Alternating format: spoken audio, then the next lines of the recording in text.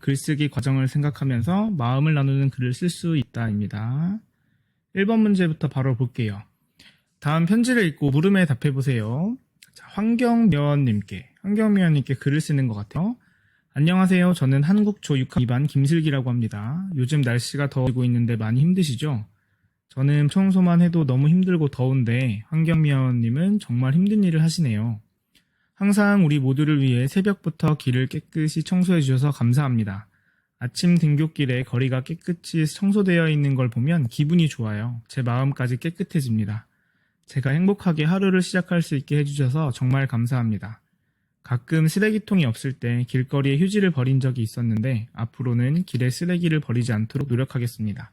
항상 열심히 청소해 주셔서 감사합니다. 안녕히 계세요. 김슬기 올림 이렇게 돼 있죠. 간단한 내용 확인부터 한번 해볼까요? 1번, 이 편지는 누구에게 쓴 편지인가요? 맨 위에 나와 있죠. 환경미화원님이라고 되어 있죠. 환경미화원님 이렇게 적어주면 될 것 같고요. 슬기가 환경미화원님과 나누려는 마음이 어땠나요? 한번 볼까요? 힘든 일을 하시네요. 그래서 감사합니다. 기분이 좋아요. 제 마음까지 깨끗해집니다. 정말 감사합니다. 항상 열심히 청소해줘서 감사합니다. 결국 가장 반복되는 말들을 따져보면 어떤 마음을 전하려고 하는 겁니까?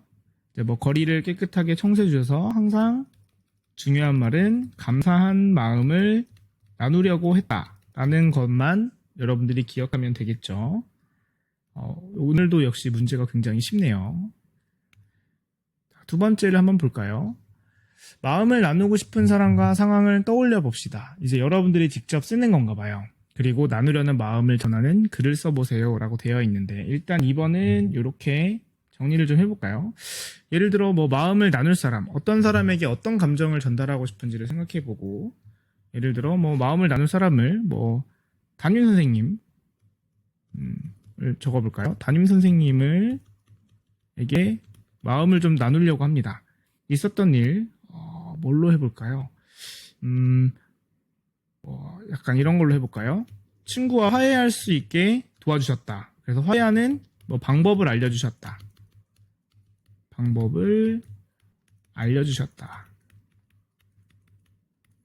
나누려는 마음은 어떤 마음일까요? 방법을 알려주셨으니까 감사한 마음이 들어가야겠죠? 여러분들은 이렇게 답을 적지 않아도 됩니다. 여러분들이 원하는 사람과 그 사람과 있었던 일, 나누려는 마음을 적어주면 돼요. 그래서 선생님은 요거를 예시로 들어서 설명을 하려고 하니까 다음 문제도 이어서 한번 가볼게요. 자, 3번을 보면 좀 더 구체적으로 이제 절차에 맞게 마음을 전하는 글을 써보라고 하죠. 그래서 편지글을 쓸 때니까 첫인사는 해야겠죠. 뭐, 선생님 안녕하세요. 잘 지내고 계시죠? 뭐 이렇게 진부하지만 이런 표현들을 좀 넣어주고요. 일어난 사건들을 씁니다. 제가 뭐 누구랑 땡땡이랑 싸웠을 때 선생님께서 저를 혼내시지 않고 현명하게 뭐 화해하는 방법을 가르쳐 주셨어요. 그 일어난 사건에 대한, 가르쳐 준 것에 대한 내 생각. 그 일로 인해서 저랑 그 친구 땡땡이는 6학년이 되어서 가장 친한 친구로 잘 지내고 있습니다. 가장 친하게 친구와 사이좋게 지낼 수 있는 방법을 알게 된 것 같아요. 그래서 결국은 내가 원하고자 나누려고 하는 마음이 뭡니까? 아까 감사하는 마음이었죠. 그래서 선생님께 감사하다는 말을 드리고 싶었어요. 감사하다는 말씀을 드리고 싶었습니다. 그리고 마지막 인사는 역시나 진부하지만 그럼 몸 건강히 안녕히 계세요. 뭐 이런 식으로 마무리를 하면 되겠죠. 이런 식으로 글을 작성을 해주면 됩니다. 여러분들이 꼭 기억해야 될 거. 글쓰기를 이렇게 계획을 세울 때는 글을 쓰는 상황이라던가 목적을 생각해서 글을 써야 됩니다. 어쨌든 이번 단원에서 여러분들이 중요하게 생각하는 건 마음을 전하는 글이었죠. 그래서 마음을 전하기 위한 글이기 때문에 이걸 목적에 두고 생각을 해봐야 돼요. 그리고 인사나 이런 것들에 대한 걸 생각을 해보자면 읽을 사람과의 관계를 고려해서 글을 좀 계획을 세워야 됩니다. 뭐 윗사람인지 친구인지 뭐 모르는 사람인지 이런 것들. 그리고 무엇보다 가장 중요한 것, 목적에 맞게 마음을 전하는 글이라면 나누려는 마음이 정말 잘 드러나게 글을 써줘야 됩니다.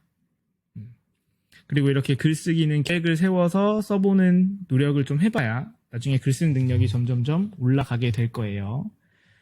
이번 단원을 통해서 여러분이 많이 배웠기를 기대합니다. 오늘 이번 9단원은 끝이고요. 이제 남은 기간 동안에는 1학기의 전체적인 내용을 좀 복습하는 시간을 가져보려고 해요.